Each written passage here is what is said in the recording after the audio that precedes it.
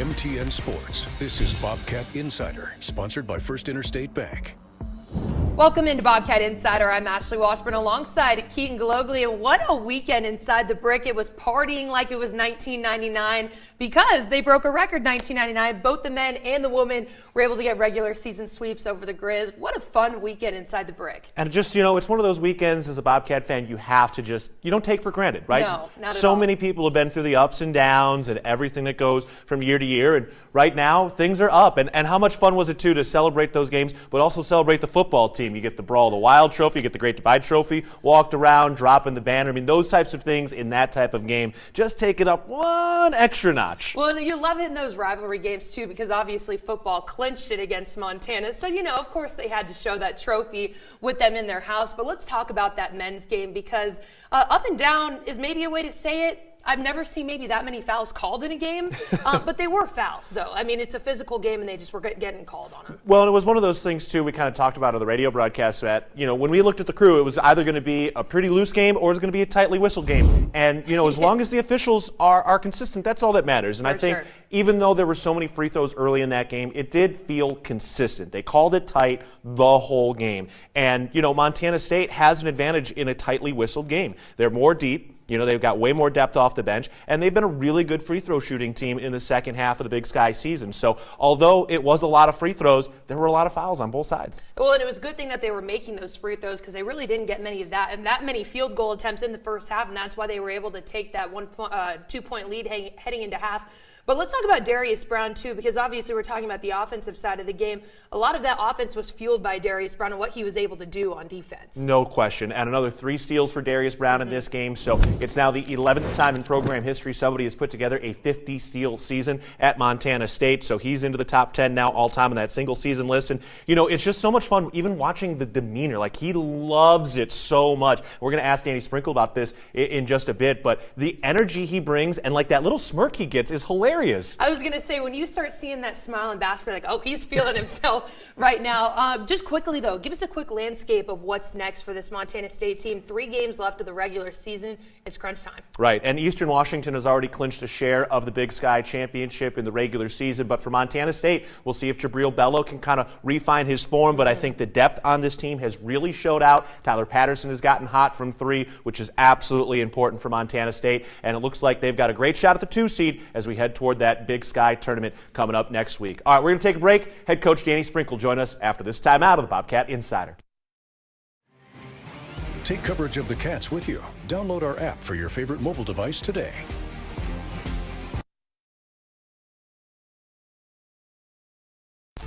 Welcome back to Bobcat Insider, sponsored by First Interstate Bank.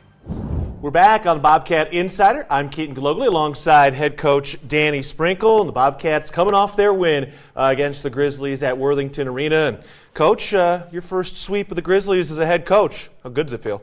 Yeah, it feels great. Obviously, this rivalry means a lot to a lot of people in Montana. And for our guys to come out and compete and play the way they did in front of a great crowd was absolutely awesome. That was a great crowd for you, great crowd for the women. Over 10,000 combined between the 2 games. What was the atmosphere like from your perspective in this game? It was great. It gives us and the women both, a 6 to 8 point advantage. When they're like that and they show up and they're loud, it just gives you more energy. It gives you that extra push, especially in that second half.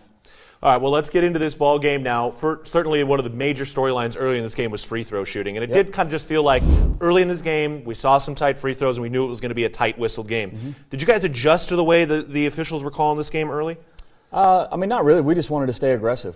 And, I watched the game twice, and they were fouls, period. I don't care how many free throws we shot. We probably could have shot more, to be honest with you. And so it is what it is, and that's what happens when you're the aggressor. And they were aggressive too, but that's what a Cat Grizz game is. Yeah, it's supposed to be physical. Yeah. That's the way it's supposed to get done. And, in that game too, it did seem like in that second half, Jabril Bello was really trying to stay out of foul trouble. Did you feel like some of that foul trouble kind of slowed him on the defensive side a little bit? No question. We had 2 of the best players in the league sit out the last 10 minutes of the first half. So if you want to complain about foul trouble, we can. But we also had 2 of the best players in the league MVP coming back. And so, they had to be smarter. They got some ticky-tack fouls in the first half, and I know they were kind of anxious to get back into the second half, and they were probably a little too aggressive early.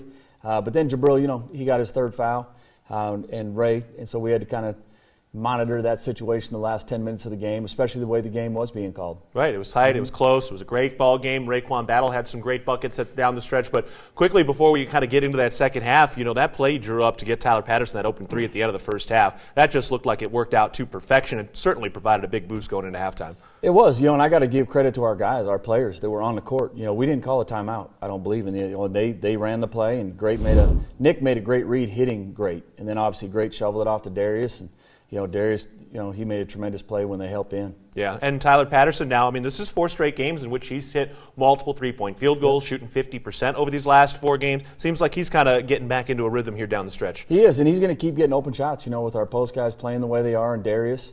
We had a bunch of wide open shots that we missed too. Not Tyler, but we had a bunch of shots that could have really opened up the game that we got to knock down if we want to continue to be successful. Well, we know Montana can open up the game pretty easy from beyond the arc, but it seemed like you guys really slowed them down, at least at that perimeter side. How'd you feel about your defensive performance in this game? I thought it was tremendous. We had some of our, I have some clips I'm going to show our guys today. There's probably 3 or 4 possessions that may have been our best possessions defensively all season. We were flying around. We did a great job switching at times. And, when you have a guy like Moody who can really shoot it, and Thomas and Bannon, Vasquez, all those guys can shoot it. And so, we did a really good job, guarding the paint, but then also guarding the three-point line. Darius Brown, another 3 steals in this game. So Brown is now top 10 in the single-season steals list at Montana State. And it almost looks like he's even enjoying defense even more. Like, you see that smile he's getting on his face? No, he is. And, he had some even – I don't know if they gave him credit for one. He had one where he caused the guy to go step over the line. And I don't think he got credited for that steal, out of bounds. And so – he's done a great job, but the job he did on Whitney was tremendous, and it helped us. Yeah, it's been a lot of fun watching that portion of it. Raekwon Battle, another star performance. Here was another 19-point shot, 50% from the field, and it just feels like every time it comes down to the wire, when you need some buckets, he's the guy to start knocking down those shots. Yeah, he had 3 huge baskets in the second half. 2 were pull-up jumpers and 1 drive that, when we were kind of struggling to score a little bit, and we were taking away the three-point line, especially on their end, and they were kind of driving, they were getting some 2s, and they kind of whittled into the lead, and Raekwon made 2 just tremendous jump shots. But that's what he does. Right, and it was after the game. That was, on the eve of his birthday. He got that beautiful Native American blanket from one of his family friends. It's just so much fun watching the support that he has showing up to every one of these games. No question. And, I know how much he means to his community. I know how much the community means to him. And it's been tremendous, us and the women, obviously with – the game a couple weeks ago, and just being in Montana with a lot of the reservations here, and how important basketball is to them and how important they are to us, and it's been tremendous. All right, well, here we go. We're getting into the final week of the regular season before the Big Sky Tournament. The Bobcats have 2 home games, and then they are on the road for that Monday affair over in Cheney against Eastern Washington. But starting out this weekend, another game against Sac State on Thursday, and then Senior Day on Saturday. But this is a Sac State team that's going to be a really, really difficult matchup. They've got some big guys in that front court. They are. They're one of the scariest teams in the league. They have a great post guy, Callum McCray, who's one of the leading rebounders. He's 7'1", 280. He's a mountain down there, and they got tremendous athletes on the perimeter, and so they're dangerous. They obviously had a great win at home last week on their senior night, and I know they're going to try to continue that rolling. But our job, we got to be us, as we tell these guys. We got to continue to get better, and we just got to try to go 1-0 on Thursday. Sounds like a plan. Go 1 on Thursday, 1-0 on Saturday, 1-1 on Monday, and then just run it all through the tournament. All right, well, that's what's coming up for Montana State as the Bobcats will finish up the home portion of their Big Sky Conference schedule on Thursday and on Saturday. For head coach Danny Sprinkle, I'm Keaton Galogly. We'll be back with Ashley Washburn after this on the Bobcat Insider. Get social with Bobcat fans and follow MTN Sports on Facebook, Twitter, and Instagram.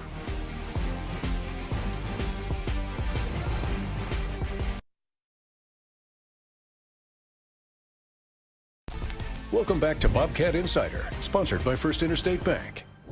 We're back on the Bobcat Insider. I'm Keaton Galogly alongside Ashley Washburn. We're going to turn our attention now to the first place women's basketball team. And Ashley, with only 3 games to go, the Bobcats need 1 win for a share of the Big Sky regular season championship. It seems like, this is what we've been waiting for. We've seen how well Montana State's been doing, but there's also been a lot of really good depth within the Big Sky Conference. But they're 1 win away. They're going to play at Portland State or Sacramento State this Thursday first. And you get a win over Sacramento State, you've got to share the title. And it's so exciting for this team, for this program, for this group of seniors, which will be honored on Monday against Eastern Washington. But, you think about this senior class that had come in with such success on such a great team 4 years ago, and now here they are with an opportunity to finish their careers with more terrific success. Well, the big part of that 4 years was sustaining the success. Now it's the expectation of how successful they are. And you look at the senior class, and you've got Darian White, Cola Badbear, Madison Jackson, Grace Beasley, and for most part, they all have an extra year of eligibility with COVID.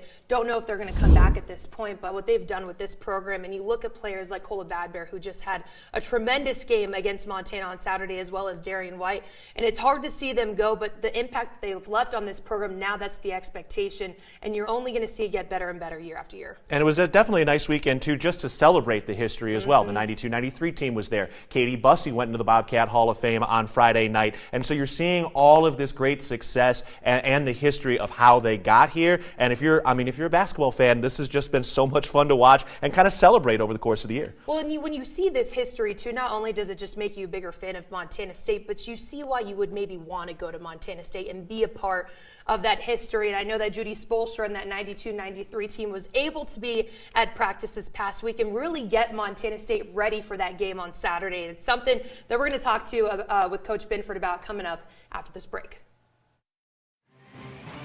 There's more coverage of the Bobcats online anytime at montanasports.com.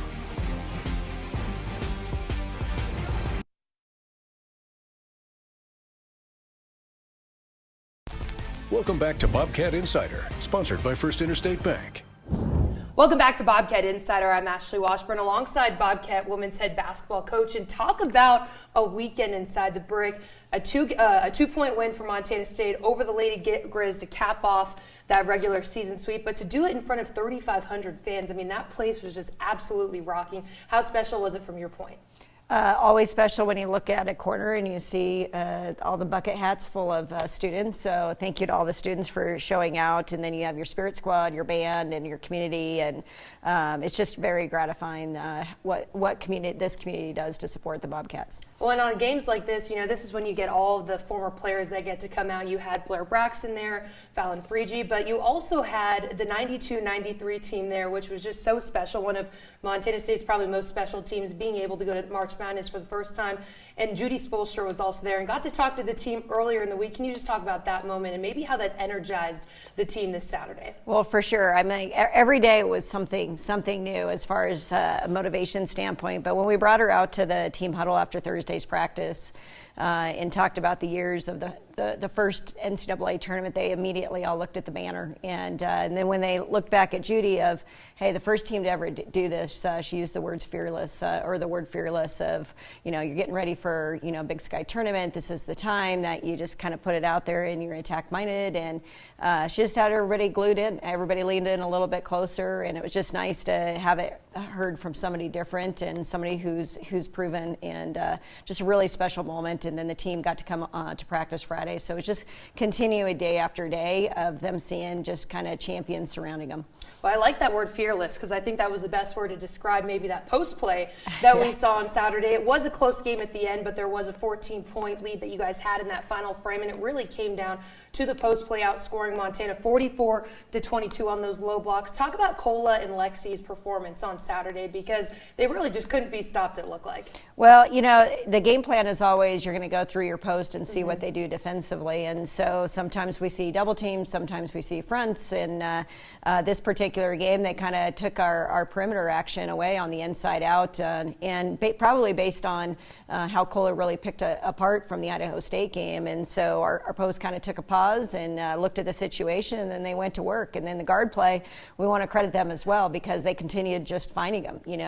When you have the caliber of those two and what they're doing right now and the rotations of our post, just they're kind of at another level. They're playing really with just great wisdom out there as far as being aggressive but knowing when to get involved, and they just were very intentional, but that was intention for the entire team. So what a fun weekend to watch them go to work. Well, let's talk about Cola for a little bit, because she just seemed to really have her way that game, matching a career-high 23 points, which did include a pair of triples. It was great to see her shoot the ball beyond the perimeter. What did you see just in her play on Saturday? Because I think, she's mentioned that maybe that this is her last go-around with Montana State, and I think she really just put it all all out on the floor on Saturday. Well, I guess she listened to Judy because she was fearless. And I would tell you the very first open three she passed up, and I'm pretty sure she probably heard Darian, she probably heard myself, and then Coach Mays from the sideline saying shoot the ball, because Coach Mays really worked on that shot with her all week.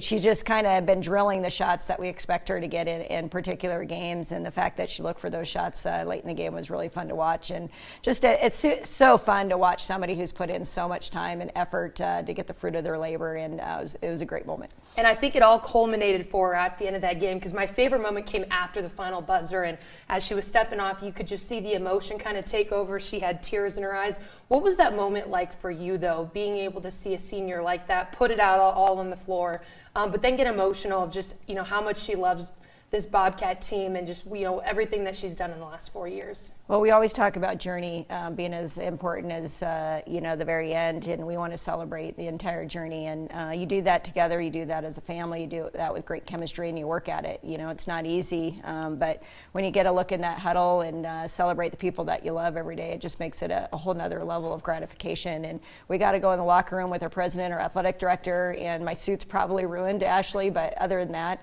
it was just a really fun evening to celebrate these young ladies. They put a lot of time in, and they make a lot of sacrifices for each other. It's not easy to kind of get some minutes for some kids and others, and we have so many selfless teammates that are ready, and they're great teammates, and they did a great job that day, and they executed the game plan. Worth being the suit being ruined. That's absolutely. For sure. Well, we're in the final stretch, 3 games in 5 days, starting with Sac State on Thursday, and that first go-around was quite the nail-biter. Down 17, came back and won by 1. What was the biggest takeaway from that game that you guys are going to execute on Thursday, knowing that now that there's a Big Sky Championship within reach for this team? Well, the biggest thing is we have to have a better start. We certainly did not have a great start, and I don't know if we can overcome that start being on the road. We really relied on our fans to help us through that second half stretch. And then the second thing is we just have to be a lot more attack-minded. We got to be more aggressive defensively. We were very flat that game, and this team will pick you apart. They're very efficient offensively, and so we're going to have to find ways to be more disruptive in that regard. But just exciting to see kind of what we do and get this game plan ready for battle on Thursday. Yeah, still a few games left before we can bring out the confetti. Good luck on the road. We'll focus on Thursday. There we go. Yeah, so starting on Thursday, they'll be on the road at Sacramento State. That game is tipping off at 8 o'clock. Then they'll travel up north to go to Portland State. And then they'll be back home for Eastern Washington for the regular season finale. It's going to be a fun one. Thank you, Ashley. And please show up that last Monday for our senior night. Absolutely. Got to celebrate those seniors. We'll have more with Keaton Galogly coming up after the break on Bobcat Insider. Take coverage of the Cats with you. Download our app for your favorite mobile device today.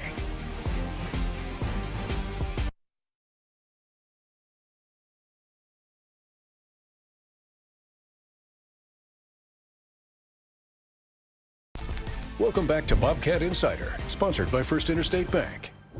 Welcome back to Bobcat Insider. Ashley Washburn alongside Keaton Galogly. Here we go. This is it. 3 games in 5 days for both the men and the women. What are you looking forward to with the men this week? For the men, you got to get things rolling. Jabril Bello has had a bit of a down last kind of week or so, and so he's going to be a guy that's going to have to be a really important factor. And as much as Great Osabor has stepped up in that role, you're only going to go as far as your seniors lead you. And Jabril Bello is going to be a big, big key going into this weekend and then again on into the tournament. And I like how you said it's the seniors that have to lead you, because this is what Montana State women need this week as they go on the road to Sacramento State and then Portland State, because you get one win. You're clinching that Big Sky Championship, which would be so awesome. Of course, you want them to do that at home, but that's what's on ahead for this Montana State women's team. And you want to get it done as quickly as possible. You don't want to leave anything to chance. Every championship is so, so special, so you can't leave any of that to chance as you go forward. And if you can keep it rolling and then you get yourself into that senior day on Monday, now you've got that momentum. You can have as much rest as you need to